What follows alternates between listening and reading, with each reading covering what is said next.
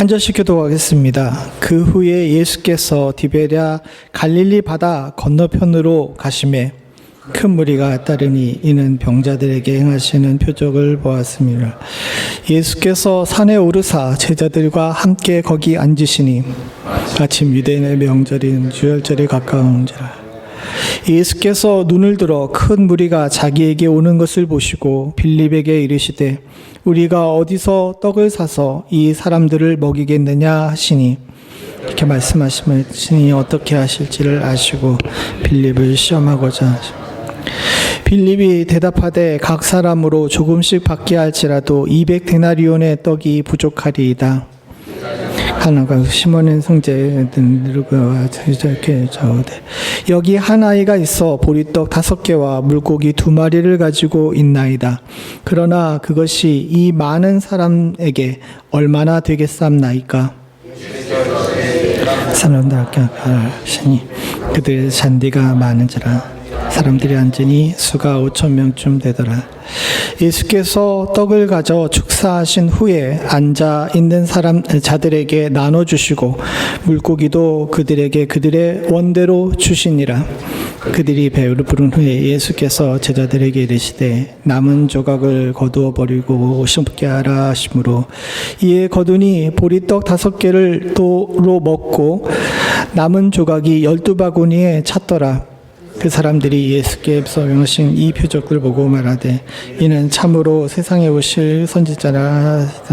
함께 읽겠습니다. 그러므로 예수께서 그들이 와서 자기를 억지로 붙들어 임금으로 삼으려는 줄을 아시고 다시 혼자 산으로 떠나가시니라. 아멘. 제가 조금 목이 안 좋아가지고 목소리를 좀 힘있게 못 내더라도 여러분들 양해해 주시기를 부탁을 드립니다. 요한복음 6장 1절부터 15절 우리가 읽은 본문은 우리가 너무도 잘 알고 있는 오병이어의 기적에 관한 내용입니다. 이 오병이어의 기적은 성경에서 굉장히 인기 있는 성경 구절이죠. 그렇지 않습니까? 물고기 2마리와 떡 5개로 5,000명, 어떤 학자들은 한 2만 명까지도 이렇게 이야기를 하는데 그 수없이 많은 사람들이 먹었단 말이죠. 이건 먹고 사는 문제에 대해서 관심이 많은 우리들에게 있어서는 굉장히 의미가 깊은 그런 본문입니다. 그러다 보니까 사복음서 모두에 이 오병이어의 기적이 기록되어 있어요. 이게 뭐 중요하냐라고 생각할지 모르지만 성경을 좀 세세하게 읽으시는 분들은 아실 텐데 마태, 마가, 누가는 공관복음이라 그래서 기록이 중첩되는 것들이 많이 있습니다. 그런데 요한은 한참 뒤에 쓰여지면서 요한이 썼던 목적이 요한복음 20장 이후에 기록되어 있는데 기록되지 않았던, 즉 공관복음에서 기록되지 않았던 그 다른 얘기들을 갖다가 자기가 사도였기 때문에 예수님 가장 곁에 가까이 있었던 제자였기 때문에 자기가 죽기 전에 기록하기 위해서 초대교회를 위해 기록한 것이 요한복음이에요. 그러다 보니까 공관복음 3군데에서는 다 나오는 기록이라 할지라도 요한복음에는 잘 나오는 일이 없는 경우가 많이 있습니다. 그래서 일부러 요한이 중복을 피해서 이렇게 기록을 한 거라고 볼 수 있는데 몇몇 그렇지 않은 기록이 있는데 사건이 있는데 그 중에 한 개가 바로 이 오병이어의 기적이에요.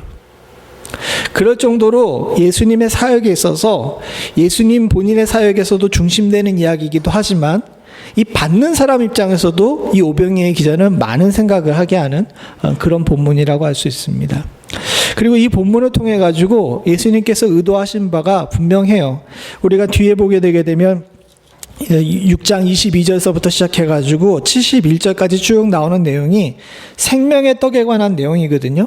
이 생명의 떡에 관한 내용을 이야기를 하신 것은 이 오병이어의 기억의 연장선상입니다. 그래서 신학적으로 볼 때에는 이 본문은 다르게 해석할 여지가 없습니다. 신학적으로 볼 때는 예수님께서 우리들에게 생명을 주시는 참 양식이다라는 것을 나타내기 위해서 이 물질의 양식, 즉 오병이어를 통해 가지고 예수님이 이제 영의 양식도 되신다는 사실을 나타내기 위한 것임을 우리들에게 이야기를 합니다.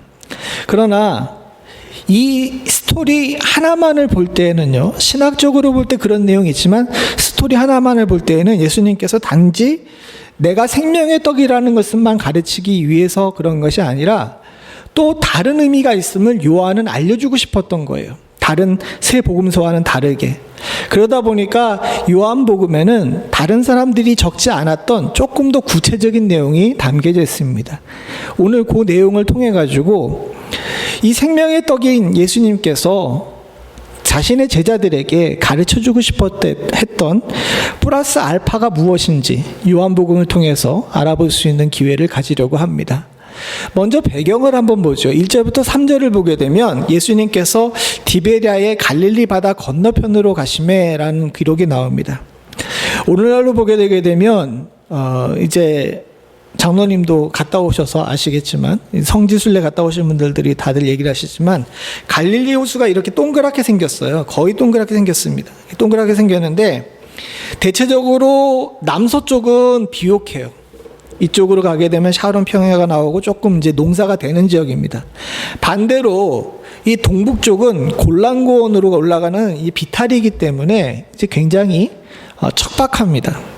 여기서 디베랴 갈릴리 바다 건너편으로 가신다라고 이야기하게 되면 예수님께서 사람이 많이 살던 동네에서 여러 가지 기적들을 많이 베푸셨어요. 그래서 2절에 보게 되게 되면 표적을 베푸셨단 말입니다.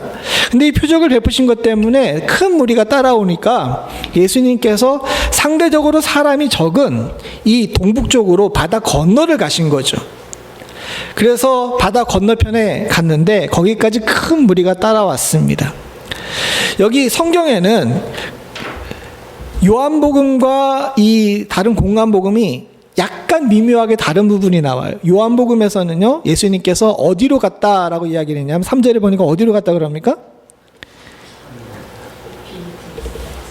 산으로 오르사라고 이야기하잖아요. 산으로 오르사라고 이야기를 하는데 밑에 있는 것은 마태복음 14장 13절에 나와 있는 건데 어디로 갔다고 나옵니까? 빈들로 갔다고 나오죠. 그래서 이 두 사건이 서로 다른 사건이다라고 이야기하시는 분들은 그렇지가 않아요. 요한은 아까 전에 말씀드린 것처럼 동북면에 있는 비탈을 얘기를 하는데 중점을 뒀어요. 그래서 산에 오르다라는 표현을 썼는데 사실 이 다른 공간복음에서는 빈들이라는 표현을 썼지만은 우리 성경은 빈들이라고 썼지만 사실은 정확하게 번역하면 광야입니다. 수풀이 없는 땅이라는 뜻이거든요. 그 산비탈이 굉장히 척박해가지고 아무것도 없는 거예요. 사실 환경적으로 볼 때 굉장히 어려운 지역입니다. 그 지역 주변에는 제대로 된 도시도 없고요. 뭔가 이렇게 농작물 같은 것들을 쉽게 구할 수 있는 상황이 아닙니다. 뒤에 이야기가 나오지만 양식을 사도 200데나리온 이상 들 겁니다 라고 이야기를 했는데 진짜 문제는요, 정작 가가지고 떡을 사올 만한 데가 근처에 없었던 것이 문제예요.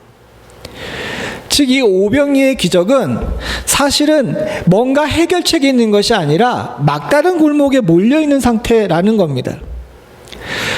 이 따라온 무리들조차도 사실은 예수님께서 뭔가 먹여줄 거라고 기대하지 않았어요.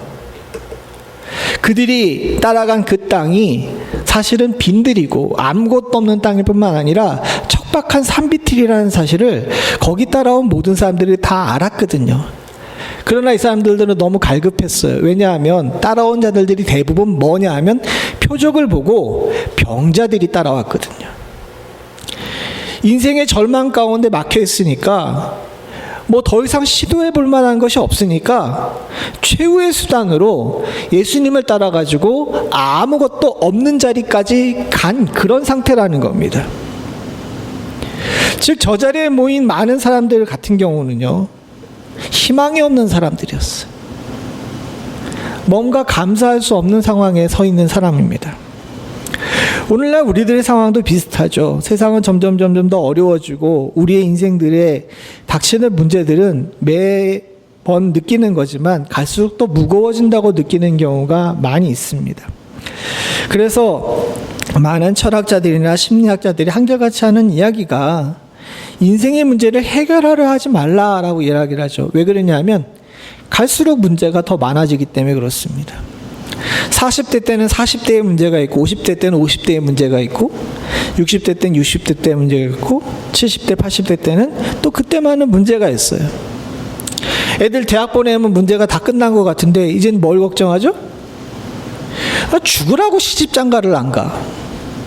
시집장가를 가도 문제죠. 그 다음에 뭘 걱정합니까? 애들이 잘 먹고 살런지라는 것들에 걱정을 하죠. 자식 문제도 이렇습니다. 그뿐만 아닙니다. 우리 직장의 문제도 그래요.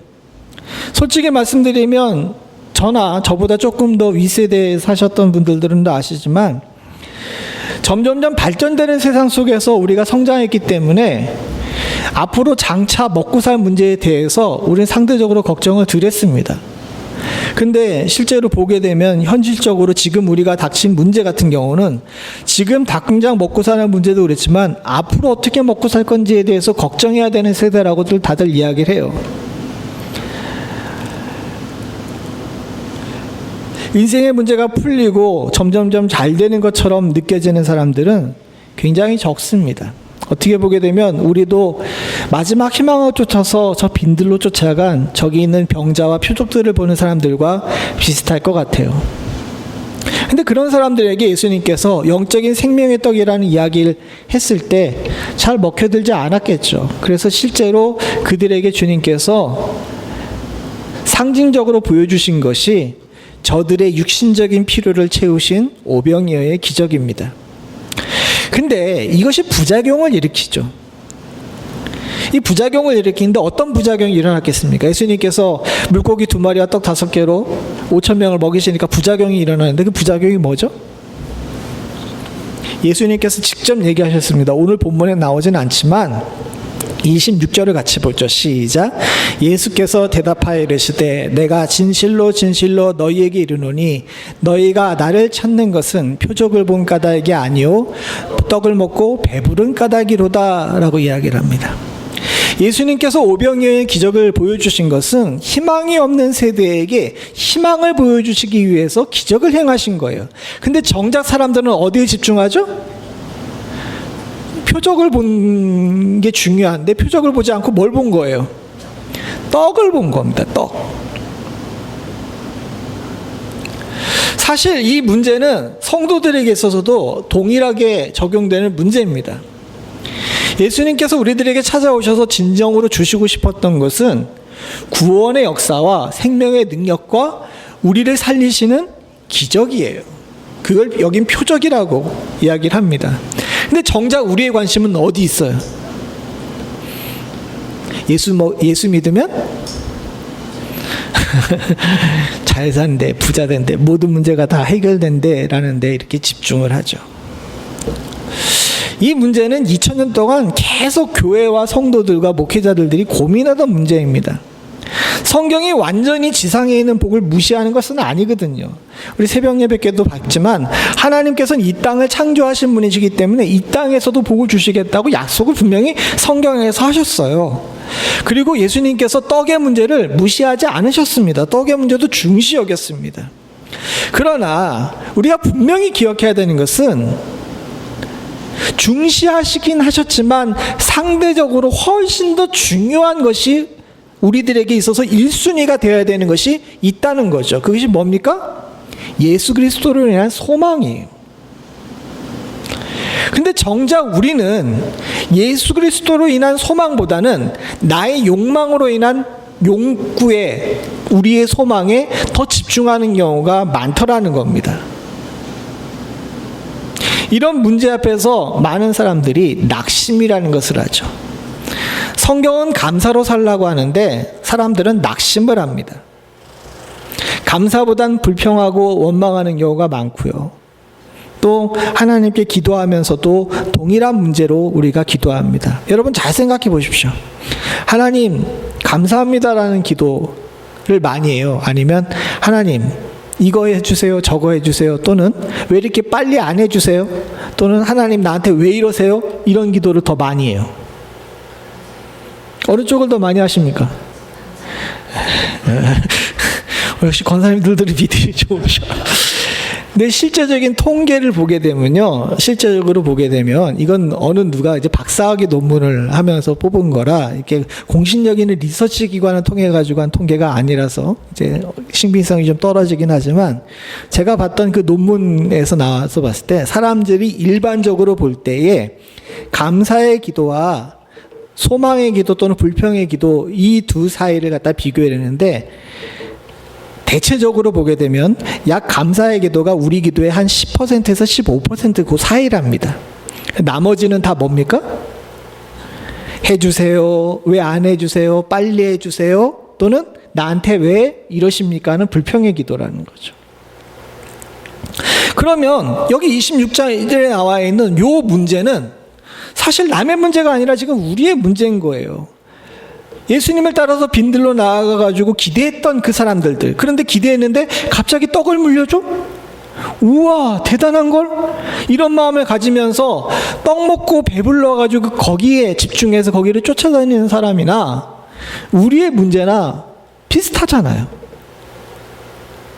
여러분은 잘못했다는 것이 아닙니다. 이 문제는 모두가 다 빠질 함정이에요. 그러나 주님께서는 이거보다 조금 더 나가길 원하십니다. 그 내용을 요한은 아까 전에 말씀드린 것처럼 플러스 알파로, 다른 공간복음에 기록되어 있지만 플러스 알파로 더 적었어요. 다른 공간복음에 나와 있는 이 마태, 마가, 누가에 나와 있는 이 오병이어의 기적과 요한복음에 나와 있는 오병이어의 기적이 가장 큰 차이점이 뭐냐면요, 등장인물의 이름이 구체적으로 나와 있다는 겁니다. 마태, 마가, 누가에는요, 제자들이 떡을 가져왔다, 제자들이 나누어 줬다라고 이렇게 나오는데, 요한 같은 경우는요, 가장 예수님 근처에서 이 사건을 봤기 때문에 그런지 모르지만 여기에 등장인물의 이름이 구체적으로 나와요. 누가 나옵니까? 빌립과 대화하는 이야기가 나오고, 그 물고기 2마리와 떡 5개를 가지고 온 사람이 한 소년이었는데 그 소년에게 받아서 전달한 사람이 누구예요? 안드레라는 거죠.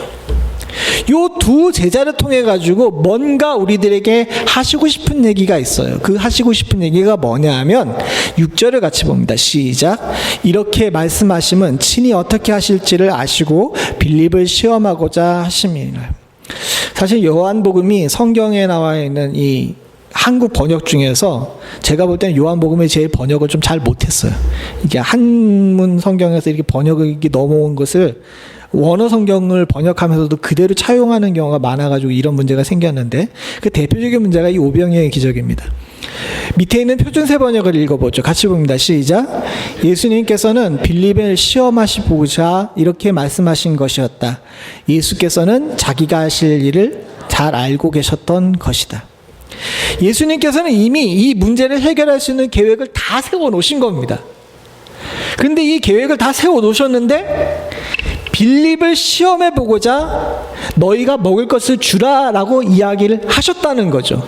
즉 뭐냐 하면 예수님께서 빌립에게 이 문제를 해결하라고, 너희들에게 있는 것이 무엇이냐라고 이렇게 이야기를 하는 것은 빌립을 향해서, 제자들을 향해서 타겟을 가지고 의도를 가지고 계셨다는 겁니다. 그 성경은 시험하다라고 이야기를 하는데, 사실은 이 시험하다는 나쁜 의미의 시험하다가 아니라 신앙 교육을 하신 거예요. 더 성숙하기를 원하신 거죠. 그 성숙하게 하시길 원한 제자들을 대상으로 한 교육의 내용이 무엇인지를 우리가 알아야 됩니다. 앞에 말씀드린 것처럼 신학적으로 볼 때 생명의 떡이라는 문제는 뒤에 이렇게 쭉 다루기 때문에, 그리고 그것을 대한 논쟁은 유대인들과 제자들을 동시에 내려놓고 했기 때문에 무리를 향한 이야기인 것 같아요. 그렇다면 그것 말고 이 특별히 제자들을 향해서 교육을 시킨 내용이, 즉 예수님을 따르는 사람들 향해서 더 높은 수준의 신앙을 이루기 위해서 계획하신 계획이 있고, 그걸 바탕으로 시험을 하셨다는 겁니다. 그 시험의 내용이 무엇일까? 우린 이걸 캐치해야 돼요. 빌립은 믿음의 사람이었습니다. 뒤에 앞에 또 나오지만 나다니엘을 갖다가 예수님의 제자로 데려올 때 빌립이 앞장섰죠. 빌립 같은 경우는 예수님 제자들 중에서 굉장히 열심히 있는 사람이었습니다. 일찍부터 예수님을 따랐고요. 다른 친구들까지 소개해 줄 정도였고요. 이 기록 이후에도 여러 차례 기록에 나오면서 빌립은 예수님이 가장 가까이 있었던 제자들보다는 좀 덜 나오지만 굉장히 열정적으로 복음에 열심이었던 사람이었어요. 막상 그래서 이 문제에 부닥쳤을 때, 먹고 사는 문제에 부닥쳤을 때 예수님께서 딱 타겟을 정해서 5절에 보게 되게 되면 큰 무리가 자기에게 오는 것을 보시고 빌립에게 이르시되 우리가 어디서 떡을 사서 이 사람을 먹이겠느냐 하시니 라고 이야기하면서 딱 빌립을 타겟으로 정해놓고서 이 말씀을 하셨다는 거죠. 왜 그러셨을까? 예수님은 앞으로 제자들이 겪어야 될 상황을 너무 잘 알고 있었습니다. 저들이 당해야 될 상황과 처지, 그리고 앞으로 복음을 들고 세상에 나가 산다는 것이 얼마나 힘들고 어려운지에 대해서 잘 알고 계셨어요. 그리고 그 문제에 부닥쳤을 때 제자들이 겪어야 될 갈등 또한도 잘 알고 있었습니다. 제자들이라고 믿음이 뛰어나서 항상 좋은 믿음의 퀄리티를 유지했을까요? 그런 사람은 없어요. 우리가 신앙생활 중에서 낙심하는 것처럼 제자들도 낙심하고요. 우리가 신앙생활하는 것처럼 할 때 겪는 것처럼 왜 잘 안 풀리지? 라고 이야기하면서 하나님께 대해서 의문을 갖는 것 제자들 똑같이 합니다. 그럼에도 불구하고 제자들이 주님 앞에 가는 그 순간까지 그들의 믿음을 지키면서 건강하고 순수하게 복음 안에 살 수 있었던 것은 예수님께서 이렇게 훈련시키시면서 믿음으로 성장시켜 주시기 때문이에요. 그리고 오늘 타겟은 그 중에 빌립이었던 겁니다. 빌립이라는 제자에게, 우리에게 예수님께서 원하신 것이 무엇일까요? 그 시험을 통해서 우리가 무엇을 알기를 원하셨을까요? 그것은 예수님의 행동을 통해서 알 수가 있습니다. 예수님이 이 문제 앞에 섰을 때 너희들이 먹을 것을 나눠주라 라고 이야기를 하셨다 그래요. 다른 성경에 나옵니다. 그 중인데 요한복음에는 그냥 제자들 중에 베드로의 형제 안드레가 한 소년이 가지고 있었던 물고기 2마리와 떡 5개를 가지고 예수님 앞에 나오죠. 그리고 이것밖에 없는데 어떻게 하시겠습니까? 라고 물어봅니다. 이때 예수님께서 사람들을 앉게 하시고 그들에게 그 떡과 물고기를 붙잡고 하신 행동이 있어요. 오늘 본문을 보게 되면 11절에 예수께서 떡을 가져 축사하신 후에 앉아있는 자들에게 나눠주시고 물고기도 그렇게 그들의 원대로 주시니라 라고 나옵니다. 근데 우리 성경에는 예수님께서 물고기와 이제 떡을 들고서 축사하셨다라고 나오잖아요. 근데 저기 축사라는 단어가, 여러분 축사라는 단어를 어떤 때 씁니까? 결혼식 할 때 쓰잖아요. 이게 한국어에 맞는 용례예요. 국어사전을 찾아보게 되면 축사라는 단어를 찾아보게 되게 되면 결혼식이나 행사에 축하하는 말을 하다라는 것이 축사의 사전적 의미입니다. 근데 저 본문에서 그 축사가 맞냐라고 생각하게 되면 우리가 그동안 모르고 넘어가는데 그게 아니라는 거죠. 저 축사는요, 제가 아까 전에 말씀드린 것처럼 한문 성경에서 한국어 성경으로 옮겨오면서 딸려온 우리말에 없는 단어예요. 한자어가 다릅니다. 족이 나와 있는 저 축사는요, 사전을 아무리 찾아봐도 저 의미가 안 나옵니다. 왜냐하면 조합어거든요. 축하할 때 축자와 감사할 때 사자를 써가지고 만든 단어인데 국어 사전에는 없어요. 그래서 제가 또 헬라어를 찾아봤죠. 헬라어를 보게 되면 유카리스테오라는 단어입니다. 유카리스테오라는 단어인데 그게 무슨 뜻이냐면 받은 것에 감사하다라는 뜻입니다. 그래서 그 바탕을 살려가지고 11절 밑에 있는 그 표준세 번역을 같이 한번 읽어봅니다. 시작. 예수께서 빵을 들어 감사드리신 다음에 앉은 사람에게 나누어 주셨다. 그리고 물고기도 그와 같이 해서 그들이 원하는 대로 주셨다. 우리가 그동안 축사하다라는 단어를 쓰고서 이 물고기 2마리와 떡 5개 축복하시고 나서 나눠줬다라고 생각했는데 사실은요, 예수님께서 그 2 물고기와 5개의 떡을 들고서 감사하셨던 거예요. 이걸 영어 성경은 대체적으로 다 땡스라고 이렇게 번역을 해놨는데 유일하게 흠정령만 블레스라고 번역한 것을 한문 성경으로 번역을 하고 그걸 또 한국어 성경으로 번역하다 보니까 저 축사라는 단어가 나와서 한국 사람들은 저 물고기 2마리와 떡 5개를 주님께서 축복하신 다음에 나눠줬더니 5,000명이 먹었다라고 생각을 합니다. 그러나 원어적 뜻, 본문의 원래 뜻을 보게 되면 예수님께서 어떻게 하신 거예요?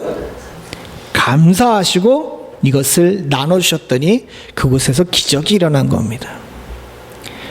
예수님께서 빌립을 비롯해가지고 제자들에게 보여주시기를 원했던 그 신앙 교육의 핵심은 무엇이냐 하면 너희가 빈들과 광야, 즉 소망 없는 땅에서 인생의 막다른 골목에 막혀서 답이 없을 때 뭐 하라는 거예요?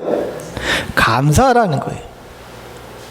감사하게 되면 그곳에서 역사가 일어난다는 거죠. 그리고 주님께서는 한 가지 더 행동으로 보여주시면서 우리에게 교육하시는 것이 있는데 오늘 본문엔 나오진 않지만 다른 공간복음 3곳에 동일하게 나오는 내용이 있습니다. 마태복음 14장 19절에 보게 되면 무리를 명하여 잔디 위에 앉히시고 떡 5개와 물고기 2마리를 가지사 하늘을 우러러 축사하시고 떡을 떼어 제자들에게 주시매 제자들이 무리에게 주니 밑에 보게 되면은 똑같이 나오죠. 딱 하나 다른 것이 있는데 뭐예요? 감사합니다. 그러면 요한복음과 마태복음의 차이가 뭐가 있겠습니까? 앞에 있는 요한복음과 뒤에 있는 마태복음의 차이. 양이 달라요? 딱 하나 차이가 있는데 뭐냐면 하늘을 우러러예요.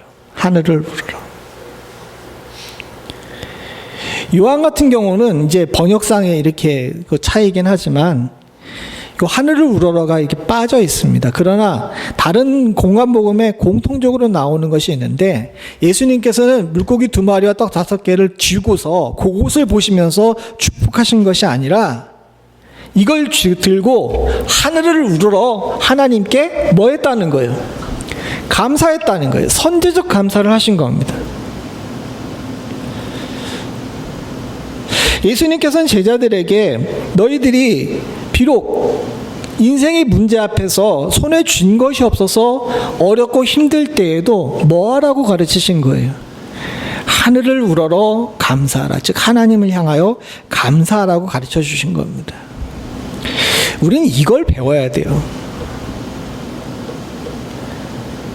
빌립도 안드레도 거기 있던 제자들도 사실은 현실적인 문제 앞에서 계산을 합니다. 어떻게 이 떡을 먹일까라고 이야기를 했을 때 제자들은 벌써 주판을 다 튀깁니다. 이 사람들을 다 먹이려면 얼마가 나와야 된다고요? 200데나리온. 머리도 좋아. 바로 이 사람들이 얼마인지를 대충 계산해가지고 이 사람들을 먹이려고 그러게 되면 그들에게 조금이라도 나눠주려면 조금씩이라도 받게 하려면 200데나리온이라는 돈이 나와야 된다는 것을 현실적으로 막 돌려가지고 합리적으로 계산해서 내놓은 겁니다. 주님이 원한 대답은 그것이 아닌데 그들은 그런 대답을 바로 해요. 우리도 마찬가지지 않습니까? 우리도 인생의 문제 앞에 섰을 때 우리 머리 참 좋잖아요. 한국 사람들은 다른 어떤 민족들보다 훨씬 머리가 좋습니다. 벌써 계산이 딱 나오지 않아요? 아, 요거 이렇게 해가지고 이렇게 하면 되겠는데 라는 거예요. 이걸 보통 일머리라고 하는데 제가 미국에서 여러 인종을 느껴봤습니다. 여기서는 흑인들이 많지만 캘리포니아는 히스패닉이 많거든요. 히스패닉도 이 사람이 멕시코에 왔는지 멕시코에서 왔는지 과테말라에서 왔는지 더 밑에서 왔는지에 따라 가지고 조금씩 다 다르더라고요. 그런데 한 가지 확실한 것이 있는데 제가 그동안 만났던 모든 인종 중에서 일머리가 제일 좋은 사람들은 한국 사람들이에요. 이거 모든 사람들이 다 동의합니다. 그만큼 우리 머리 뱅글뱅글 잘 돌아요. 못지않게 머리가 잘 도는 사람들이 유대인이라고 했는데 우리가 더 잘 도는 것 같아요. 저 사람들은 200데나리온이라고 했지만 우리가 만약에 거기 있었으면 200데나리온하고 애누리가 몇 개 더 붙었을지도 몰라. 한 250달란트 데나리온이 할 거라고 이렇게 머리가 잘 굴렀을지 몰라요. 근데 그게 신앙생활이었어서 무슨 의미가 있느냐는 거예요. 빌립이 똑똑하고 민첩한 사람이고 열심히 있는 사람이라는 걸 알았기 때문에 예수님께서 딱 찍어가지고 빌립아, 이 문제를 어떻게 해결할까라고 이야기했더니 나오는 대답이 200데나리온입니다 라고 이야기를 한 거죠. 근데 예수님께서 원하신 대답은 뭐예요? 하늘을 우러러 감사 기도하는 거예요. 이 두 차이의 갭을 줄이는 것이 사랑하는 성도님들 신앙의 퀄리티를 좌지우지하는 겁니다. 이게 참 어려워요. 막상 저만 해도 계산이 다 나와요. 오래 사역을 하고 또 여러모로 경험이 많기 때문에 나오는 부작용이라고 맨날 느끼면서 이러지 말아야. 제가 장로님한테도 언젠가 그런 얘기 말씀을 드렸는데, 제가 워낙 이렇게 그런데 빠삭하기 때문에 들어가가지고 말 꺼내고 눈에 들어오게 되면요, 죄송한 얘기인데 거기선 겉으로 표현하지 않지만 몇 주 동안 계속 그게 머리에서 돌아가지고 이 문제는 이렇게 하고 저렇게 해야, 머리에서 잔머리 굴리는 거예요. 그 잔머리 굴리면 무슨 문제가 생기는지 아십니까? 성경이 눈에 안 들어와요. 말씀이 준비가 안 돼. 그래서 제가 장로님들에게 미리 얘기한 겁니다. 장로님, 이것이 저의 의무라는 건 맞는데 영적인 문제에 있어서 내가 실수하지 않기 위해서, 제가 실수하지 않기 위해서 안 들어가고 그냥 결과만 받겠습니다 라고 이야기를 합니다. 왜? 저도 200디나리온의 사람이거든요. 어떤 조건과 상황이라도 주신 것 붙잡고 하늘을 우러러 감사 기도하는 사람이 아니라 이 문제를 해결하기 위해서는 200데나리온이 필요하다라고 이야기하는 빌립과 같은 사람이거든요.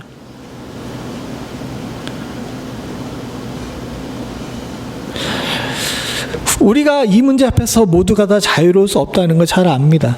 제가 여기서 이렇게 말씀드리면서 제 얘기했던 것처럼 여러분들도 다 비슷해요.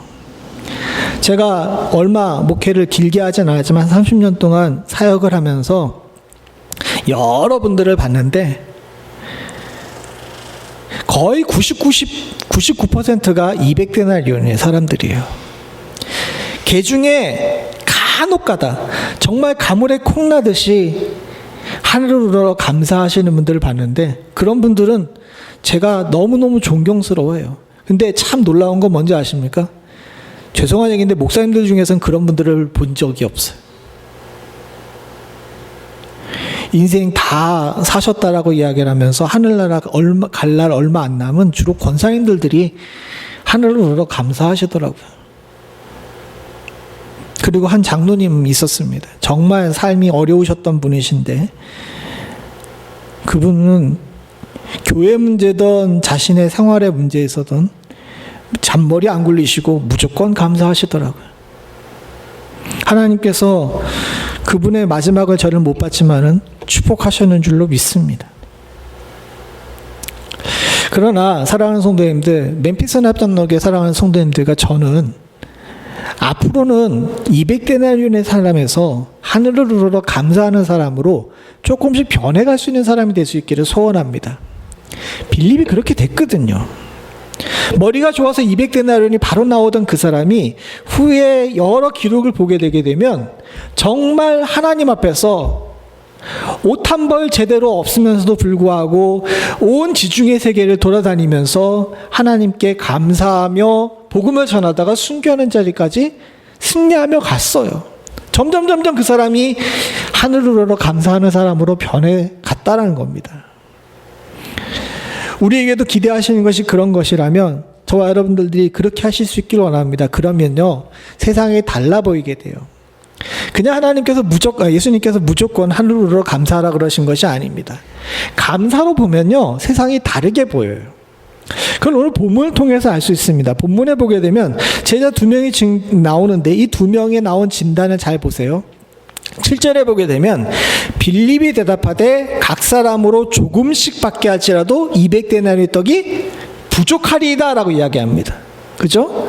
그리고 9절에 나오는 보게 되면 안드레가 하는 이야기인데 여기 한 아이가 있어 보리떡 5개와 물고기 2마리를 가지고 있나이다. 그러나 그것이 이 많은 사람들에게 얼마나 되겠사옵나이까? 이것이 무슨 의미가 있겠습니까? 라는 거죠. 저기 나온 내용은 조금씩 줘도 부족하다. 그리고 우리가 하는 일이 의미가 없다라고 이야기를 하죠. 근데 보세요. 다음에 나오는 예수님께서 일으키신 일들을 보겠습니다. 11절부터 13절입니다. 같이 봅니다. 시작. 예수께서 떡을 가져 축사하신 후에 앉아있는 자들에게 나눠주시고 물고기도 그들에게 그렇게 원대로 주시니라. 그들이 배부른 후에 예수께서 제자들에게 이르시되 남은 조각을 거두고 버리는 것이 없게 하라 하시므로 이에 거두니 보리떡 5개로 먹고 남은 조각이 12바구니에 찼더라. 빌립의 이야기를 바탕으로 예수님이 지금 일어난 일과 비교해 보겠습니다. 앞에 있는 것과 뒤에 있는 것이 이렇게 분할이 돼 있으니까 잘 눈에 안 들어오니까 제가 한 장을 더 만들었어요. 잘 보죠. 7절에 보게 되면 빌립은 조금씩과 부족하리라의 방점을 뒀어요. 근데 예수님이 하신 일들을 보십시오. 11절에 보게 되면 원대로 주시고 어떻게 돼요? 13절에 보게 되면 남은 조각이 12바구니를 채웠어요. 이게 감사로 보는 세상과 그렇지 않은 사람이 세상을 보는 방법의 다름입니다. 감사가 없는 사람에게는요, 계속해도 부족해요. 내 욕망을 억눌러도 부족해요. 그러나 감사로 세상을 보는 사람들에게는요, 주님께서 원대로 주시고 남아서 흘러넘쳐 옆으로도 나아가는 축복의 근원되는 축복을 허락하실 줄로 믿습니다. 이것이 감사로 보는 사람들의 세상을 보는 눈이에요. 제가 처음에 설교를 시작할 때 오늘날 감사할 일들이 많이 없다라고 이야기를 합니다. 제가 정치 얘기 강대상에서 잘 안 하는데 하도 시끄러워가지고 페이스북이랑 카톡이랑 왜 이렇게 시끄러운지 모르겠어. 나 그런 거 싫다고 몇 번을 의사표현을 해도 과거에 사역했던 교회의 성도들부터 시작해서 동기들까지 뭐 잘됐다 못됐다 얘기가 많아요. 선거 결과가 그만큼 충격적이어서 그런지도 모르죠. 근데 아주 비관적으로 얘기하는 몇몇 사람들이 있습니다. 그러나 사랑하는 성도님들 생각해 보십시오. 그분도 감사해야 돼요. 감사 못하겠어요? 다들 얼굴이 별로 안 좋은데. 그것이 성경적인 방법입니다. 그럼 어떻게 맞겠어요? 주님께서 역사를 주관하시는 주님께서 이 시대에 맞다고 그 사람을 세우셨고 우리들에게 지도자로 허락하셨습니다. 그러면요, 주어진 것이 물고기 2마리와 떡 5개라 할지라도 뭐 어떻게 하는 것이 감사해요? 저 사람이 대통령 됐으니까 주판 하나 죽이면서 우리들에게 200데나리온이 필요하겠다라고 이야기하는 것, 뭐 비트코인에 투자하고 뭐 주식에 투자하고 어떤 주가 잘 나가고 앞으로 집값이 어떻게 되고 애들 학자금 어떻게 되고 이런 거 계산하는 것보다 뭘 해야 되는 거예요? 아니 1시간 동안 지금 열심히 떠들었는데 왜 뭘 해야 되는지 대답을 안 해? 뭘 해야 돼요? 하늘을 우러러 감사해야 되는 것이 성경적인 해석이고 방법이라는 겁니다. 그게 제자의 삶이라는 거예요. 그렇게 하실 수 있기를 간절히 소원합니다. 저라고 왜 걱정이 안 되겠어요? 그러나 주님께서는 다 계획이 있으시겠죠. 우리는 조금씩이라도 나눠주면 부족하다라고 이야기하지만 주님께서는 넉넉하시다고 얘기하시고 원대로 주시겠다라고 약속하셨습니다. 그래서 빌립보서 4장 6절 7절에 이렇게 말씀하시죠. 같이 봅니다. 시작. 아무것도 염려하지 말고 다만 모든 일에 기도와 간구로 너희 구할 것을 감사함으로 하나님께 아뢰라.